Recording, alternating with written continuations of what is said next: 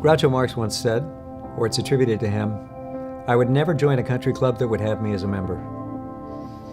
It's funny, but one of the issues that almost everybody has to deal with is the issue of belonging. Do I belong at the strata I'm aiming to reach? Aren't people different when they're at that level? Don't they know things I don't know? Don't they, operate differently? Maybe they have a genetic advantage? We will invent anything at times to avoid stepping out on an uncertain plank that seems like it crosses the Grand Canyon. We're working it up a little bit there, folks. It isn't that bad, and you can handle the issue by deserving. By, again, doing something that I've talked about throughout the videos that you may have seen here, or will see here, which is that there is a quality that you need to operate from. When you're embracing new change, it's to do that. Embrace it. Know that always this issue of belonging or deserving or whatever is going to come up because you're doing something new. You're reaching a different altitude. Tennis players usually often make a meteoric rise, but it's not the case with all. A very excellent women's tennis player from the early 2000s was Lindsay Davenport, and she gradually worked her way up. She was never some flaming comet that was, flashed on the scene and at 16 was ready to romp. No, she made it step by step, and at a very mature age was finally in, the finals of major championships. And she says at every single step of the way, I had to get used to being at the new level. I had to get accommodated to it. I had to wrap my mind around it and be ready. And that was like the final gate. She did all kinds of work on her strokes. She was one of the hardworking tennis players. And in women's tennis, there were people who were meteoric, who went past her. And she finally caught up with them.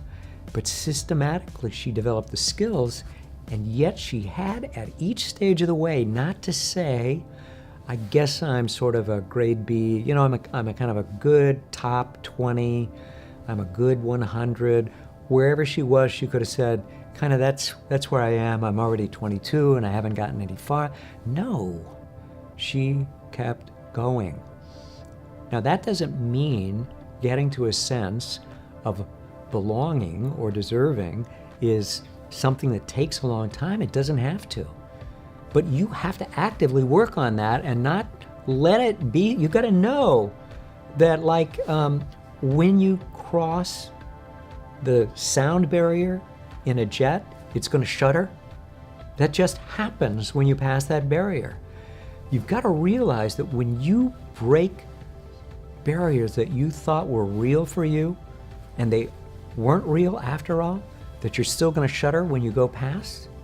The story, of course, of the 4-minute mile has been talked about and talked about.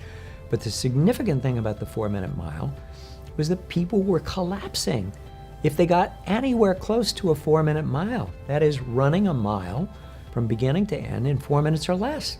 They were literally falling down on the ground and having to be carried off sometimes in stretchers. And when Roger Bannister, who was a medical student, finally cracked it the first time, you may know also that immediately, 2 months later, somebody else cracked it. And I think in the first year, something like 12 people cracked the 4-minute mile. It was this idea that became a barrier. And it was so strong because everybody believed in it that it had a force. And there were medical journal articles that said the human body is not built for this. You've got your own reasons why you may think you don't belong. Just realize that it's one of the things that comes up. It's not terribly real. It's kind of nonsense, and you can move right past it. If you realize that, you simply will. because it's kind of an internal hoax, that one part of your mind that says, careful, go slow, watch out, don't. It's just an old kind of relic from the past. Let it go. Since you're a high achiever, you may know about this. High achievers often hit a wall. They're going along, they're having one success after another, and then suddenly something happens and they grind to a halt. And it's confusing because they're not sure what it is they've done wrong, if it's anything. They just know that they're not moving anymore the way they're used to moving, the way they have moved in the past.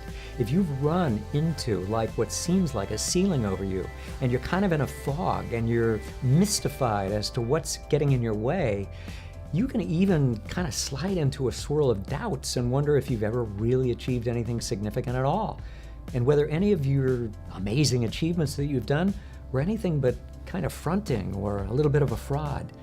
That is really negative and pernicious, and it doesn't have to be that way. I want you to go get a free report from me. Go to drkenchristian.com/breakthrough and receive from me this free report with action steps that are going to tell you exactly what to do now to get you going.